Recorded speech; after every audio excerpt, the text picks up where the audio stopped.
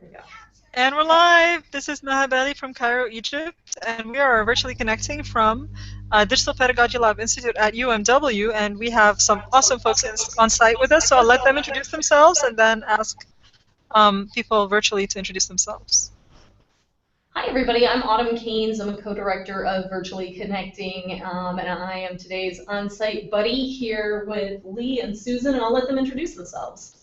Hey, I'm Lee Skallerup, Bessette. Some of you may know me as Ready Writing on Twitter. Actually, many of you probably know me only as Ready Writing on Twitter. I am an instructional technology specialist here at the University of Mary Washington, and I'm also teaching the Praxis track at the Digital Pedagogy Lab Institute 2016.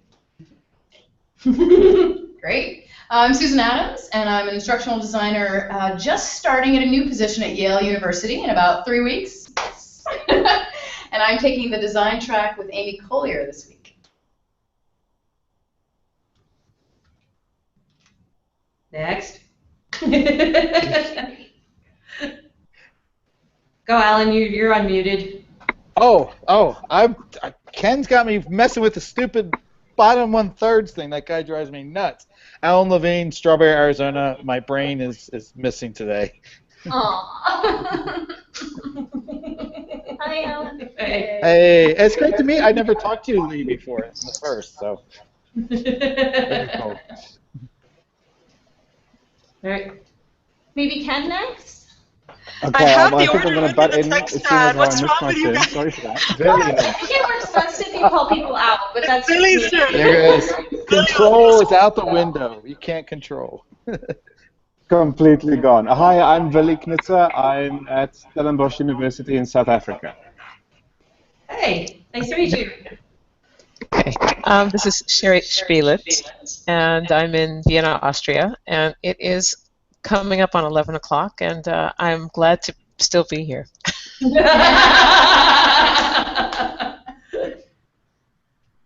Ken Bauer. I'm that really bad guy that bugs Alan all the time. And I'm Canadian in Mexico, and it's almost 4 o'clock here. Yeah, so Lee, tell us about your track. This is one that Jesse and Sean have taught before, and Sean and Amy have taught over here in Cairo, and you're doing it all alone. So that must be like a huge thing. Yeah, I'm kind of exhausted, but it's been really wonderful. And so this year, Praxis has always been sort of a strange animal. I've done lots of different intro to digital pedagogy week-long type workshops, and it's always this tension between getting started and introducing to digital pedagogy versus like getting things done in digital pedagogy. And so we've divided it up this year, and so there is Sean and Jesse are doing the intro track, which is much more specifically introduction, whereas I started from the point of like, y'all have teaching philosophies, y'all are critical digital pedagogues, let's get her done. It was really about starting from a place. My syllabus is, I tweeted it online on Monday. If you look under the DigPed hashtag or search through my thousands of tweets, you'll find it. I can retweet it again afterwards. Basically, Monday was all about magical thinking, what I told my students, or the participants in the track. And so what I had them do first was I had them draw what their ideal classroom was in these groups that they were sitting in, or their ideal class. And so I really wanted them to think figuratively about what a class was. And I got these wonderful pictures, again, tweeted them all out too under the DigPed hashtag on Monday, of a biological cell and permeous walls and nuclei and connecting and separating a lot of nodes, a lot of networks. We had a TARDIS, right? It's bigger on the inside. Mr. Rogers' Neighborhood.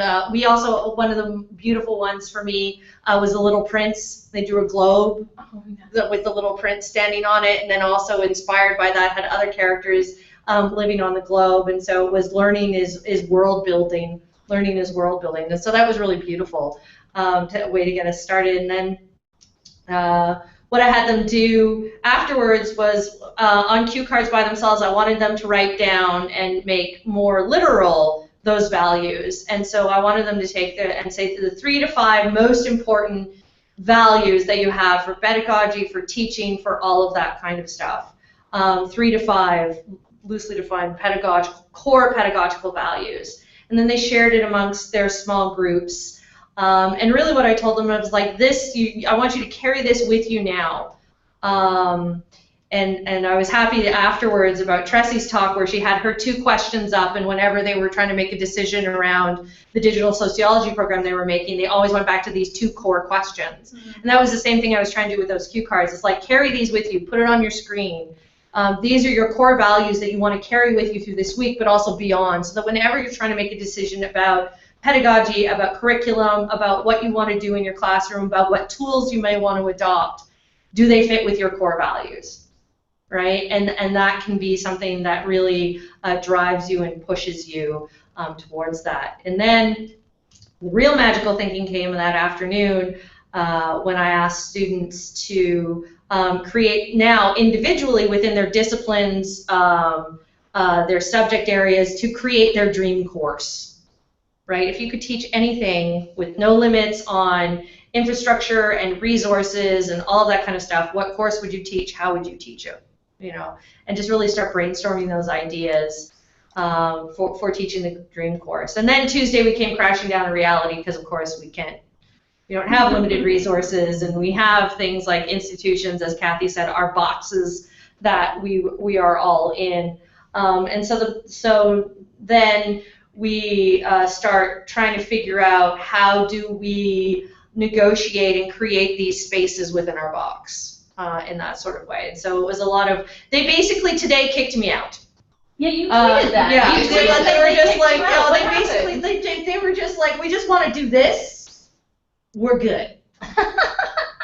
You did well. Yeah, no, I know. And they said, you told You us did we well. could do whatever we wanted. And so we're doing that. And I was like, all right, my work here is done. The best though is that I am very loud. I own this. This is who I am. But whenever I'm trying to get their attention at any point, now they just talk louder. So they're having like the din of conversation. I'm like, okay, guys, and then the din gets louder. And then I'm like, okay, guys, and then the din gets louder. And I'm like, all right, well, I'm going to put it up on the board, and if y'all see it, great. If not, then, you know, as you are. Just keep going. Everybody seems happy. So, you know, I'm happy that they're happy. Tomorrow we're going to talk about assessment, and figure out, because they're coming up with all these brilliant ideas and assignments. And then I'm hoping it's less a question about assessment and more about a question of how do we make a case to our institutions that what we do has value outside of a grade.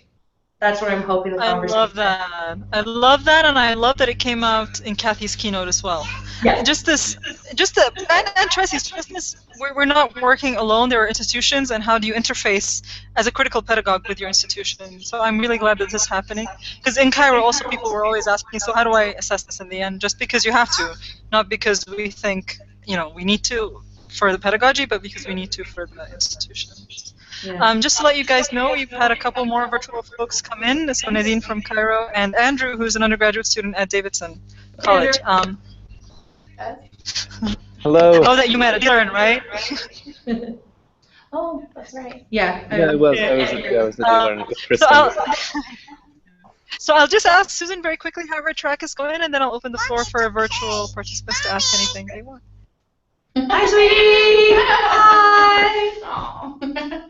Our track is going really well. A lot of good takeaways and really interesting conversations. We actually attempted to redesign the crap detection activity that has been a part of a lot of digital pedagogy labs from Howard Rheingold. And the question about whether or not we should be using the word crap in crap detection. And interesting to watch that sort of question happen, especially since we have Jeremy from Hypothesis in our track really looking at his terms of service that many are saying in the hallways right now is an exemplar for the ways and what we value here. And that was a very thought-provoking, oh, I can see the girls. I know. conversation today, that every step of the way, Amy's giving us the opportunity to redesign everything as we go along. She'll present an activity and an idea, and then if we don't like it, she lets us redesign it and rationalize that. So practice in motion. It's really great. Very cool.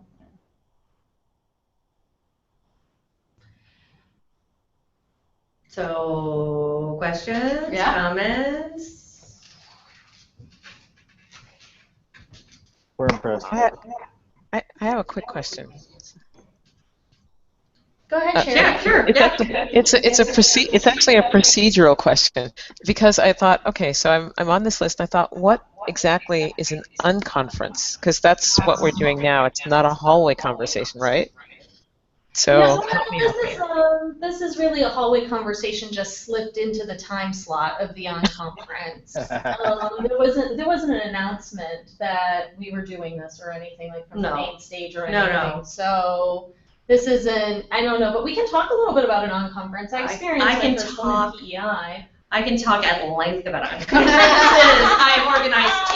I've attended 4. I love unconferences because it is all participant driven. And so it's a bunch of people who are interested in something, getting together, generating ideas. I want to learn something. I have something that people can learn from me. And then you vote with your feet, right? You go to the place where you're going to benefit. And if you're not benefiting, you walk away. So it's really participant generative. It's chaos. It is the anti-academic conference with a talking head on a stage, and we're all sitting there listening and taking notes, and everything is highly regimented. So academics really struggle with it, which I love, because I love watching them just be super uncomfortable in these spaces, because that's how I roll. And then really because it's an opportunity because it's not hierarchical, right? Everybody has something that they can contribute. Everybody has something that they want to learn, and everybody has something that they can teach. And so that's really taking that sort of that sort of ethos and applying it there. One of the most well-known ones, at least here in the States, are called that camps. Mm-hmm. They're quite international now, which formed around a community of practice around digital humanities. And so it's technology and humanities. I don't remember what that stands for. So that's one of those are the ones that I have the most experience with. It's starting to make waves in more traditional faculty development settings, because it's participant driven. That it seems to have a more lasting impact. And one of the things that also comes out of unconferences very often are expanded or deepened networks. Yeah. In a lot of ways, because you have these meaningful interactions within, to use a fancy term, affinity groups, right? You find your tribe, right? Mm-hmm. To use that as well. You find your tribe at unconferences because you throw an idea up on the board, you see who goes to it, and you're like, there's my tribe, let's go, right? And you can find multiple tribes in that kind of way. And so I've some of my, actually my coworker Chris Schaffer, who just got hired here, we first met at that camp. Yeah. And in Atlanta 4 or 5 years ago. Mm-hmm. And he had never heard of hybrid pedagogy, and he'd never heard of hybrid pedagogy, never any of that kind of stuff. But he did GitHub, and he was doing like, I have an open music textbook, and I use GitHub, and everybody's like, it's all a bunch of humanists. And we're like, GitHub? Right. And so he's like, on the fly the next day during that camp, he did an introductory tutorial on GitHub. And him and I ended up sitting next to each other at dinner, and he was talking about his pedagogical approaches. He does music theory, not a huge community around digital pedagogy and music theory. Mm-hmm. And so I'm like, you should look up these guys. Yeah, and our track, in the action track, Chris did some amazing stuff with R today, and like showing us how we could, like clean up some data around music. And kind of categorize that music. A lot of it was over my head, but it was just like, wow, It was really very, very cool stuff. And I'm like the luckiest person in the world that I have like the best coworkers. It's amazing between him and Zach Whalen, who's like, oh, I'll just build a whole bunch of bots, and no, here an image. And we got both those guys in my track. Yeah, and it's like here's we're building a bot tomorrow. Yeah, you're building bots with Zach tomorrow. Where is Zach sleeping at all? Today he actually went in the back end of Hypothesis and created an annotation for graphic novels. Yeah. Wow. And like sent it out on the Slack channel for us to test it out, and I'm working with them on it. I'm like, I would love that, to be able to actually point to an image in a graphic novel and annotate that. Yeah. I was surprised that he was trying to do that, because there are already a lot of tools that annotate images. I was like, why would you? Because that's Zach. He wanted to contribute to Hypothesis. He hadn't done it yet. Yeah, and I think. I mean, it has to be one. Yeah, it feels good to do something.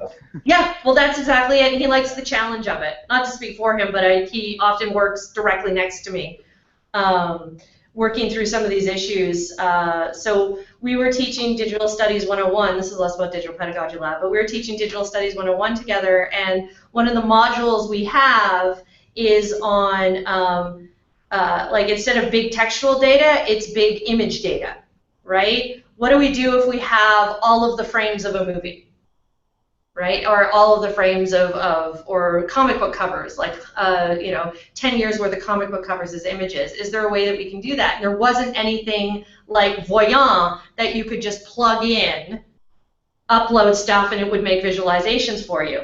So he made one. For funsies. So Lee, you were saying just find your tribe and jump in. My question might be, as opposed to in typical conference, does that make it easier for the newcomers to not be conference wallflowers? Yes. Or is it harder? It's way easier.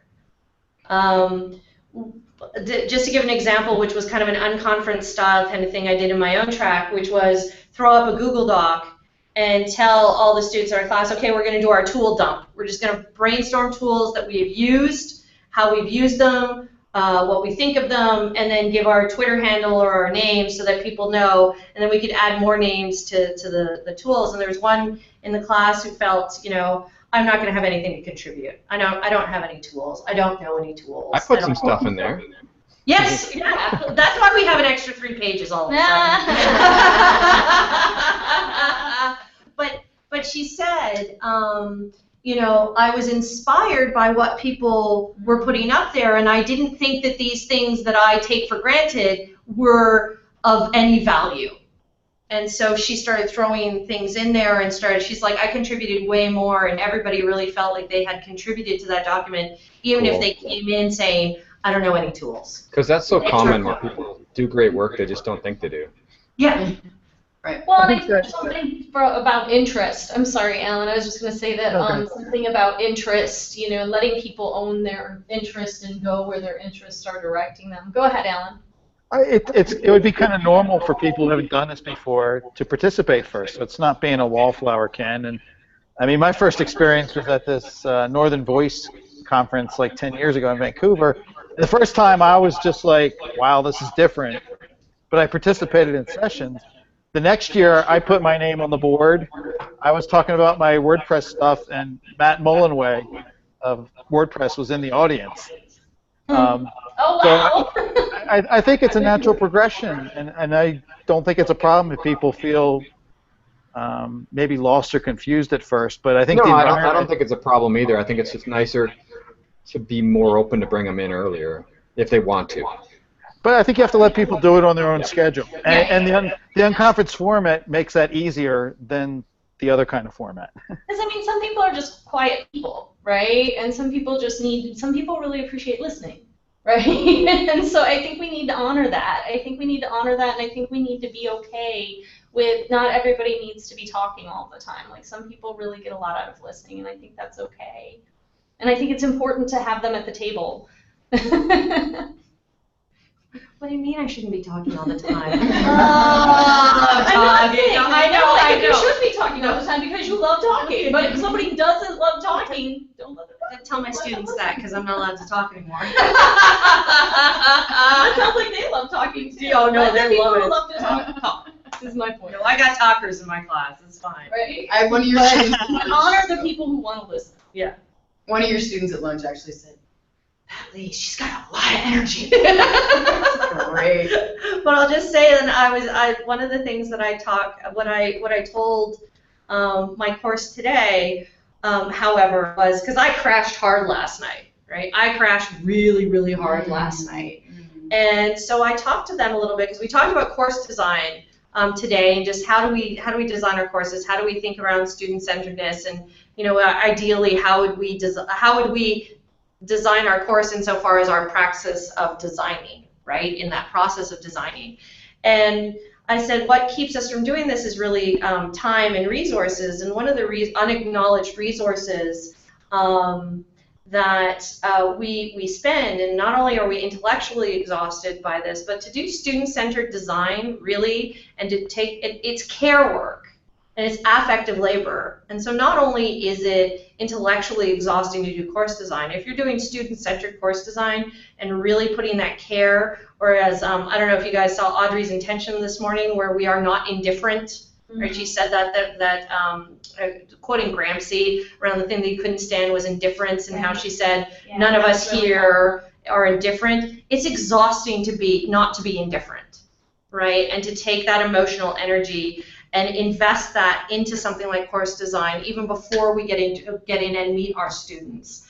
And so to take a moment to really acknowledge that and to say, this is affective labor that we're doing here right now, right? And it is exhausting, and it has value, even if nobody else recognizes that. And so I wanted to take the time to acknowledge that, because yes, I am really high energy. I also crash real hard because emotionally it's extraordinarily energizing and invigorating, but also really, really draining. Yeah, and you're having fun, and sometimes you don't realize that you're expending so much energy, so much emotional and affective kind of energy out there, and then you're like, oh wait, I need an hour. Yeah, I need to go lay down. I need to meditate, decompress. Yeah. And I'm also unsurprisingly really far on the extrovert scale. Go figure. And so people also don't expect that from me as much, that I also sometimes need that time because of the emotional toll that it does take, right? I care really, really too much. and it takes a toll. We're about 4 minutes off of our scheduled stop time, so I just want to be mindful of the time of everybody, the virtual people as well as the on-site people here, and just kind of make that note if we have more questions, just to kind of put that out there. We did start a little late though, so. We did, and if we're okay on site, I want to be mindful of virtual people's time as well, because I know you guys are navigating your lives, right? You might have children, you might have work, you might have sleep. There's lots of things.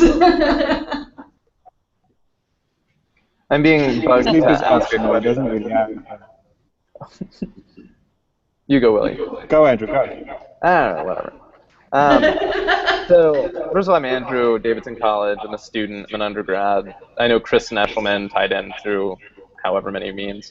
And I'm really interested in the way that this sort of like unconference model translates to the classroom, especially because in the unconference model, it seems to be a lot less upfront work and a lot more benefit from everybody who participates. So it seems to be a win for everybody. So how does the classroom learn from that model? Go. I've talked enough. I mean, immediately what comes up for me is the idea of actually co-writing the syllabus. I've seen faculty, good. It's good to see a student say yes to that, because sometimes it's like, what, right? Which is no, but it's totally not. It's the hardest thing in the world. Yeah, but Andrew's not your typical student. So. No. Okay. But even doing it at the 5-week mark, right? So that's what I've seen is a suggested and somewhat anecdotally successful way to design is bring the students. I mean, I'll jump in. I'll jump in really quickly with what I do in my class. Is that I teach educational game design, and I go into the classroom and I don't have assigned readings, and I tell students, if you know that you're going to design an educational game at the end of the semester, what questions do you have? What do you want to learn about educational games? And they come up with the questions. and then they crowdsource the resources and they decide which questions they want to answer on their blog, and they use the resources they found. So I don't ask them the questions, I don't give them the readings, I don't tell them what to write about. And then they work in groups later where each of them have read a different article, or more than one, obviously. And so letting them choose their path through the course in some ways, for some parts of it, I think is a little bit like an unconference in that way. But the difference, I think, with an unconference is that sometimes someone in the room is an expert in something, because in some, so unconference sessions can have different formats. But then, so you just gave me an idea that maybe some students who are, for example, video game players can talk a little bit more about video games if the rest of the students don't know about them. Or ones who are really good card players, hopefully not gamblers, who can talk about that in the classroom. So I hadn't thought of that, but maybe that's something I could, that's one way of doing it in class, right? Because not to assume the students know nothing about what you're teaching, but then maybe each of them knows something small that they can add to the conversation. I think you bring up an excellent point, Andrew. It's not normal.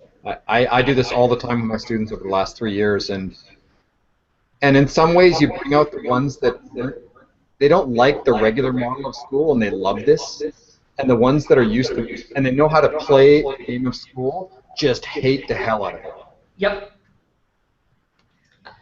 I'm curious, I have an idea of doing, just having my students annotate the syllabus. So that way, we've kind of got a week to mull over it, and it's negotiable, but not just giving them a blank slate, right? But giving them something, and then letting us, kind of talk about it through, some type of annotation tool, be it a hypothesis or do it in a Google Doc or whatever.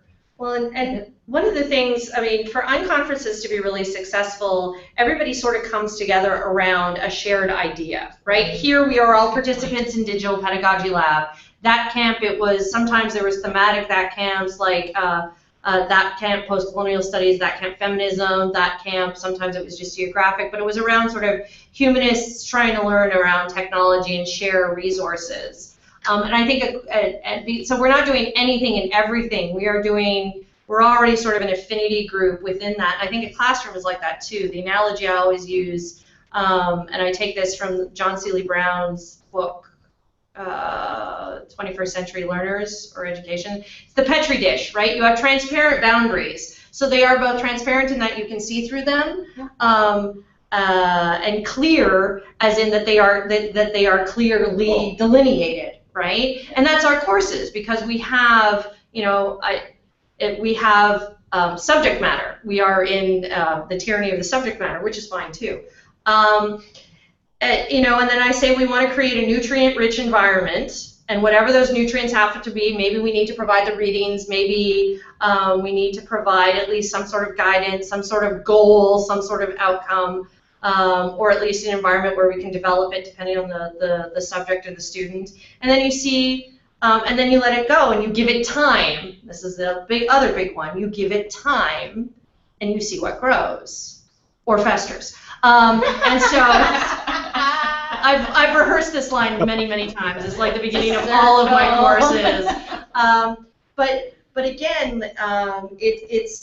Tressie was talking about this as well in her talk, and it really resonated with me, is that you don't want to overwhelm students, particularly those that don't already have the cultural capital to know how to navigate through higher education. Too many choices, because it's overwhelming for them. Right, and so that's, again, I went like, that's the Petri dish, right? Yeah. You want to have those clear, both transparent in terms of this is why we have them, but also clear as they are there, boundaries, and then create that nutrient-rich environment for them to be able to thrive, and not just throwing them out into the chaos. I have less sympathy for academics when they go to unconferences. I'm like, you guys can flounder, but the students, you want there to be resistance, but you don't want it to be a boundary, right? And it is finding that balance, I think, is really, really challenging, and you have to be so attentive to those classes, because they will never react the same way to exactly the same prompt of make your own class. Did we want to get, I'm going to mispronounce your name, Billy, but how do I say it? Billy. Billy, did I say it? I did all right. It's like Billy Juliet. All right, cool. Well, I know we had a little bit of a battle between you and Andrew there trying to get in a question, so how about if we go to you next? Well, thanks. Yeah. No, everything I wanted to say was covered, but then lots of new interesting stuff came up. What you were saying about the nutrient-rich environment and the chat that we're having in the group chat next to the screen, I completely agree with you. You can't just throw the whole thing open and say, well, here you go do something. That frightens the hell out of most students. I mean, it frightens the hell out of me when I have to write a dissertation. But if you just give enough structure and a little bit of guidance and then let it simmer, some really amazing things have happened. In my class especially, I teach PGCE, which is the postgraduate certificate in education. So it's bachelors that do a certification program at university to go teach. And those students are quite an interesting mix because you get people from all the faculties, all different schools. You have engineers, natural scientists, humanitarians, everyone. Well, humanitarian, that's a bit of a stretch. Anyway, but getting them to not have guidelines is really quite a bit of a push. But I like this model that you're talking about and that's being hashed out here. It's something that makes sense, and I think we can stretch that from maybe K through 12 all the way through to higher ed and training teachers, sending them back. So yeah, no real question there, but thanks. No, it's good, and it's and I mean this past semester I just did. There was one student, and she was good at school, right? And she hated the class, like just pushed back on me the whole time, right? And I kept pushing her, and I understood because my daughter, I have a 9-year-old daughter, she's a little Lisa Simpson, right? She's really good at school. She loves school. She loves worksheets. She loves like grades. She loves scores. She loves standardized tests because they rank her. And this is, I'm horrified and at once fascinated by this because, like, and she's come out this way. I mean, she comes home crying because she got in kindergarten because she has 2 words wrong on her spelling test. If anybody has ever read my blog post, they know I can't spell. Like, this is not, like, I don't care. But she cares deeply, deeply about these things.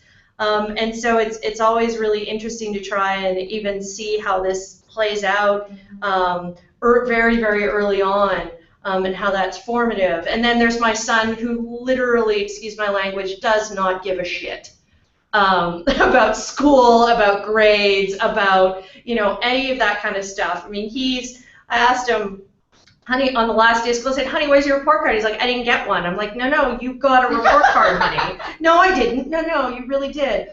Check your bag. Oh yeah, here it is. Don't you want to know how you did? He's like, doesn't care. And his sister's like, give me that.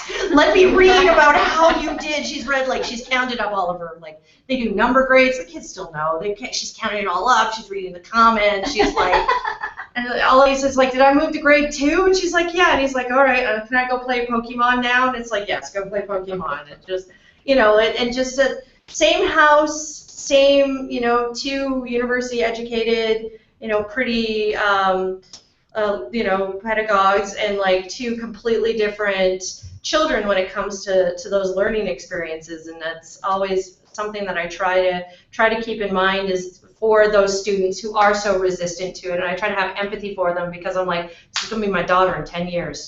This is going to be her. Let's show them a little love. Let's just show them and make them uncomfortable, but be there to support them through that discomfort because this is something that is so hard for them.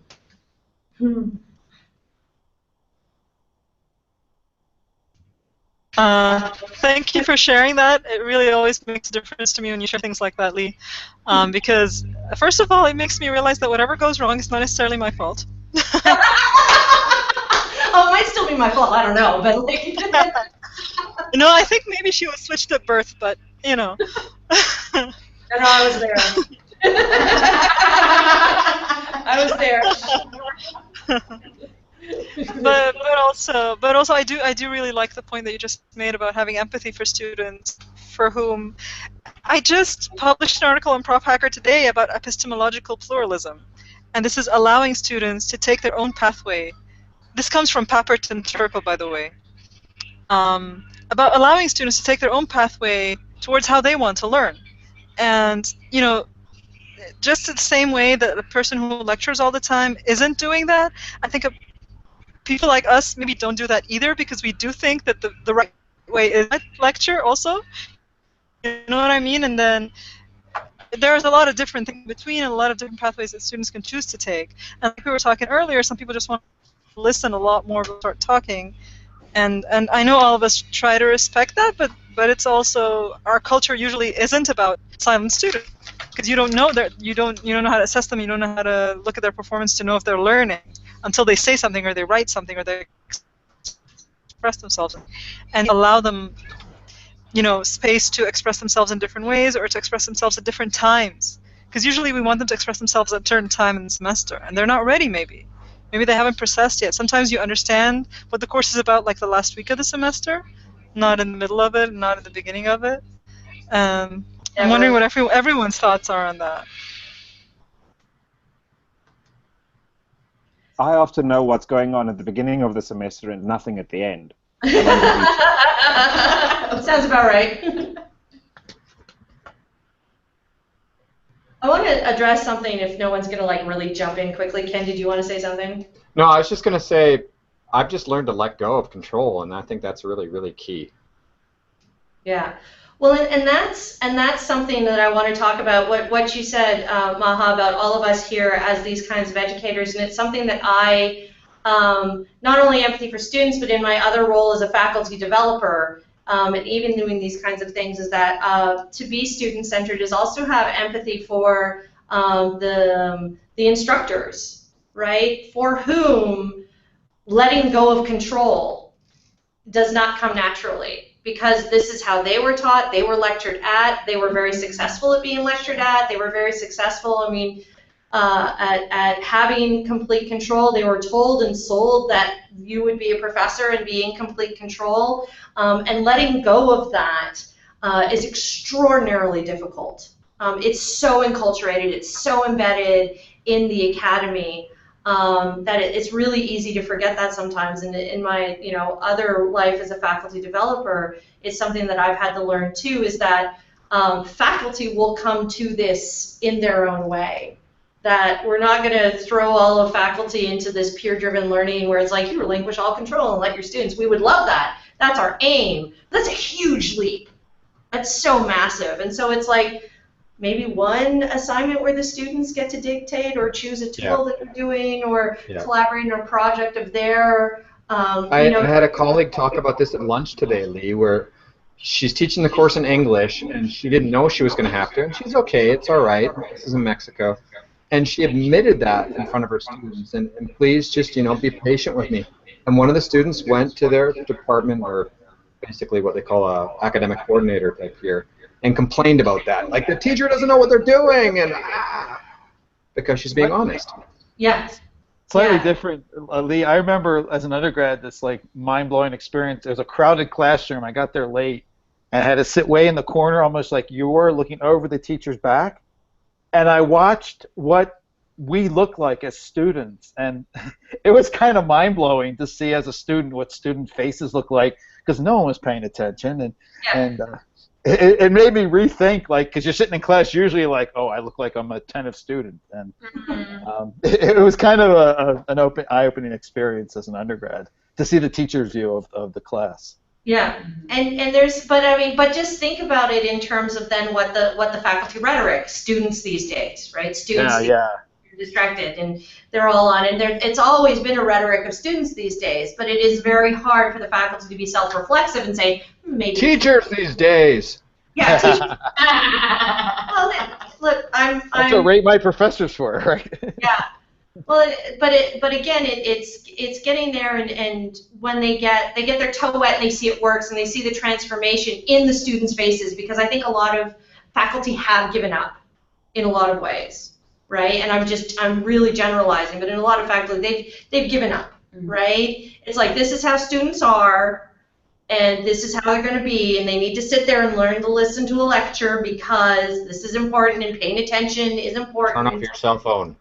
Yeah, get off your cell phone, get off of Google, get off of Facebook, stop buying shoes, all of these kinds of things. When I was an undergrad, I wrote poetry in my notebooks. So if you go through my old literature notebooks from my undergrad, they're not filled with notes on the books we were reading. They were filled with poetry that I wrote.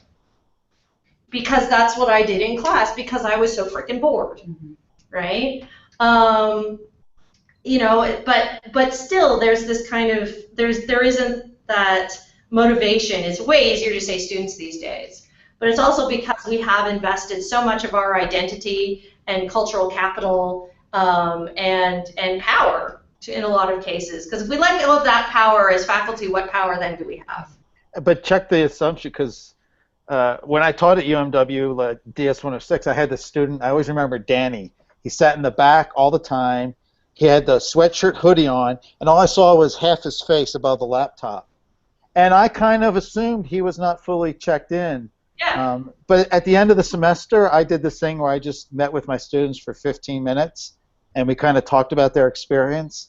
And what he told me, like, he was getting way more than I assumed that he was. And in fact, in one of those classes, he was filming me. I played the role of the boring professor in his final story. That's so But, it made me rethink what I'm assuming when I'm reading the classroom too.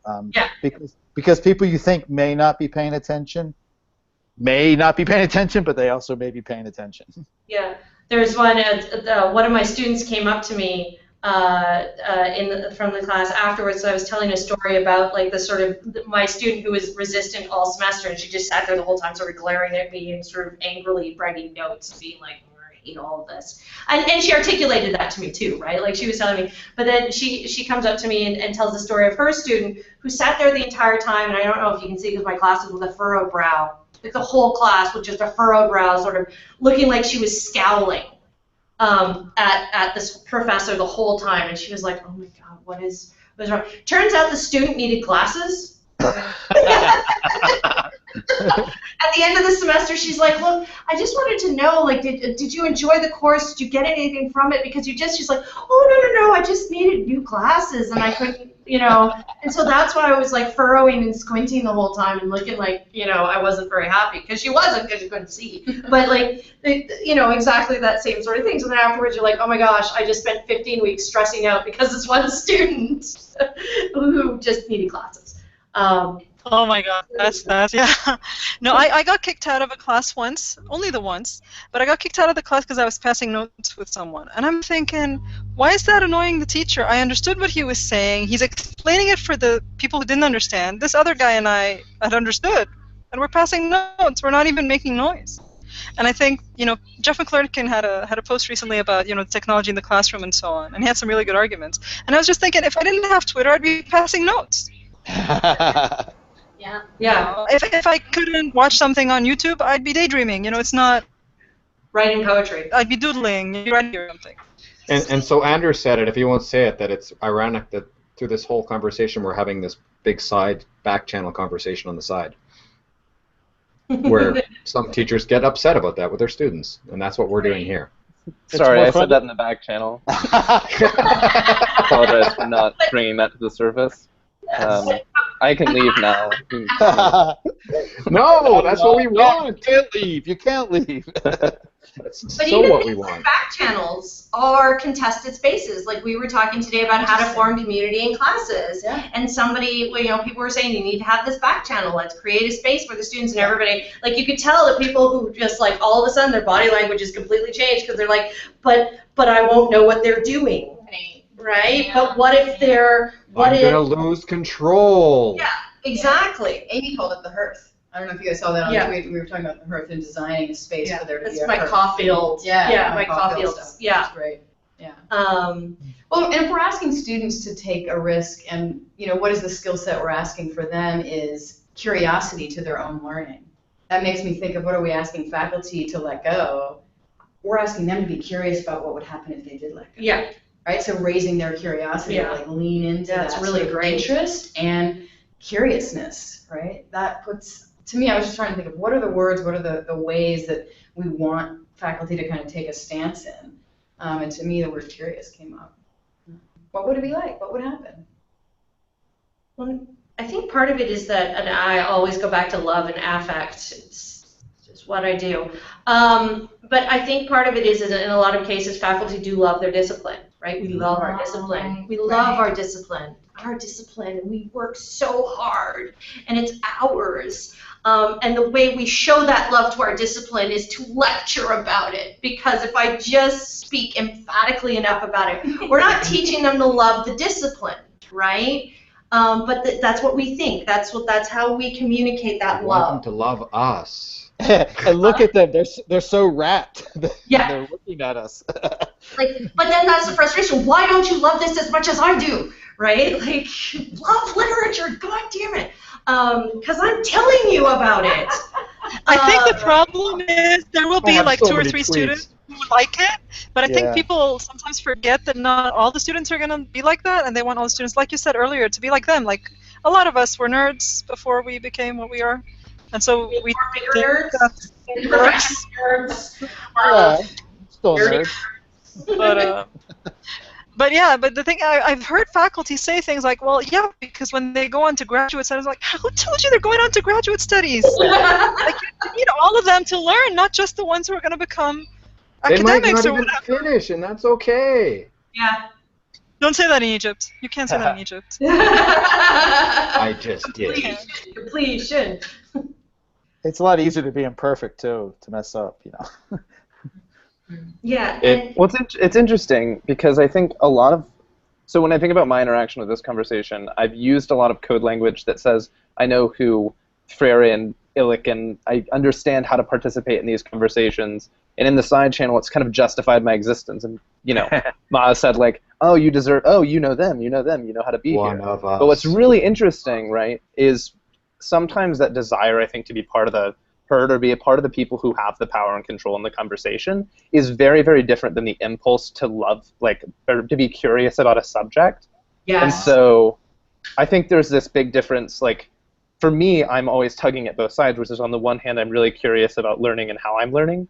But on the other side, I'm in the place that I am because I'm really good at navigating hierarchies. And so I'm a part of this conversation because I properly talk to the right people in the right way at the right time, which is totally social capital. And so I think that's sometimes that seems to be the two lines too, is the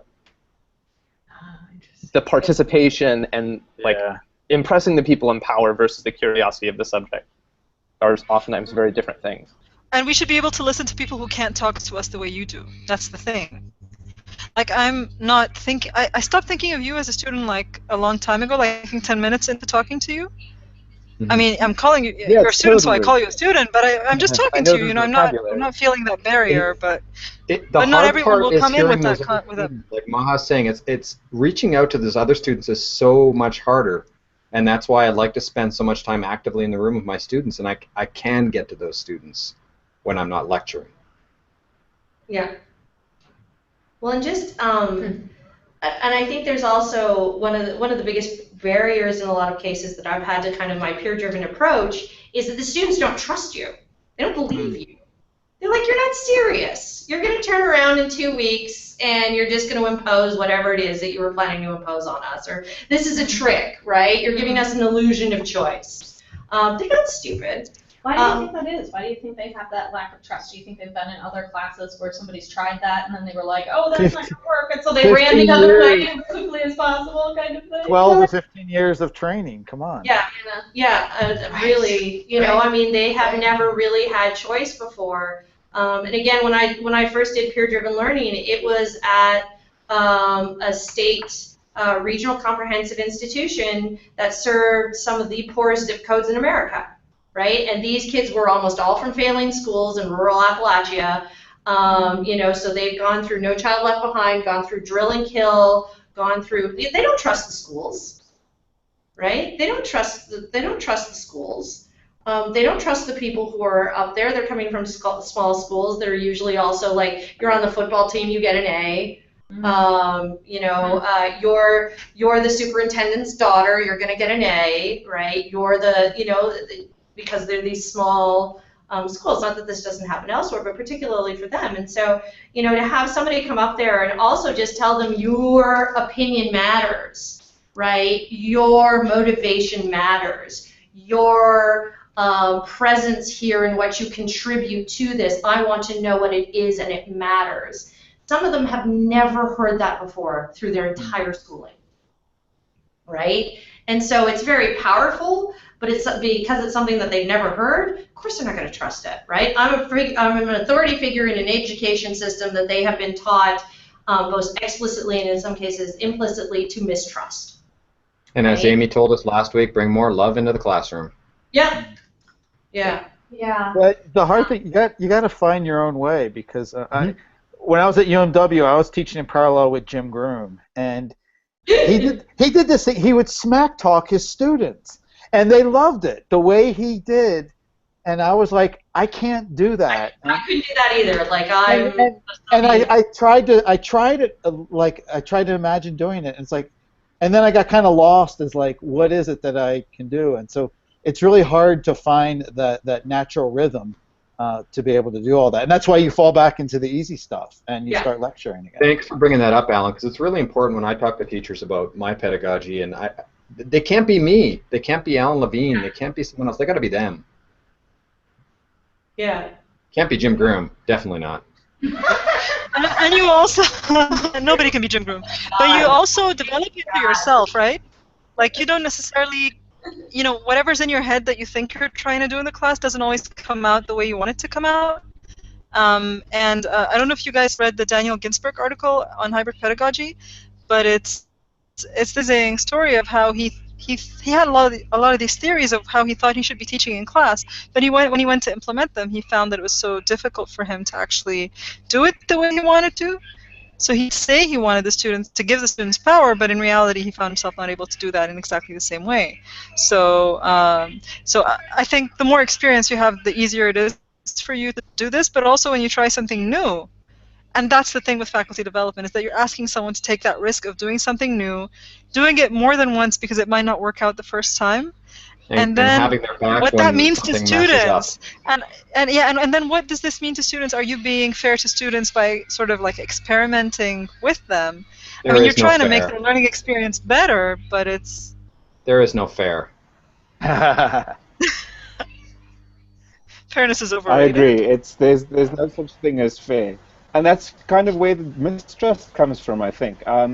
You say, okay, let's be lovey in the class, let's speak to each other, let's meet each other where we are, I see you, you see me, and then halfway down the line you turn around and say, well, okay, this is not in the paper, but your exam is set for X, Y, and Z, and everyone freaks around. And I think Andrew said it earlier as well, it's all about grades, and accreditation. That's where the mistrust comes in. Mm-hmm. Because you tell them, here you go, we have this fantastic idea, I'm throwing the books out the window, you tell me what you want to learn, let's get everything down and become great teachers, and then they ask you, so what's in the test? Yeah. But if you ask people, like if they look back on the teacher and learning experiences they remember, they're not going to say, I remember Miss Johnson, she was competent. I want that on my tombstone. Me, Skallerup, Bessette, she was competent. I mean, if you think about the teachers you remember, they touched you in some way, and it wasn't because they delivered content or that they did something that was easy. So I think when students, well, I don't want to say about all students. I mean, obviously people want to lower their barrier to getting through the system, but I think the experiences that we walk away with are a lot to do with kind of these extraordinary personalities, and I don't think in all the stuff that you do to prepare as a teacher you really get a chance to even experiment with this. No. I mean, so much is put on top of you. Especially there's even more now bureaucracy and things you've got to deal with that you have less time to perfect that art of being a teacher. Well, and do we ever really perfect it? Right? Yeah. We slowly realize that And we don't, and that's, again, this might be a good way to close it because I actually have to go. But it's again coming back to that question of time, right? And it's one of the things I told the practice track is one of the gifts that you get from coming to this and taking my track is the gift of time. Where time that we don't usually take, not necessarily to develop our voice as a teacher, but certainly to be in a supportive environment with minimal distractions where you can work on your course or your syllabus or an assignment or any of that kind of stuff, which is part of finding our voice, right? That's part of finding our voice as educators, is that planning process, so that we go into the classroom feeling prepared and not falling back on old habits, right? Because we go in and we have a plan and we feel prepared, and it's like, I'm not going to lecture, and here are the things that I will do, or I'm not going to lecture as much as I usually do, and here are the things I do. I feel good about it because I was actually able to take the time and feel supported to be able to do this. So as you said, time and support that often we do not get at our home institutions, unfortunately. And there's almost a generalization. There's very little opportunity for teachers to sit around and talk about their craft. Yeah. I mean, how often do you get a chance to do that, like you're getting to do this week? Yeah, well, not exactly. Not often, not nearly often enough. I'm lucky that's my job, but but for most educators, that's not. Yeah, no, keep talking. All right. Okay, folks. Yeah, you guys need to go, and I really need to go. But what I'll do is I'll stop the broadcast, and then if folks on virtually want to keep talking, they can keep talking as long as they want, but just off the air. Okay, thank you so much. Thank you. That was lovely. Everybody. I love you all. Awesome. Thank you. Bye, Yeah, guys. thanks, You know, have fun if you want to, smack talk me a little more. Oh, there you go.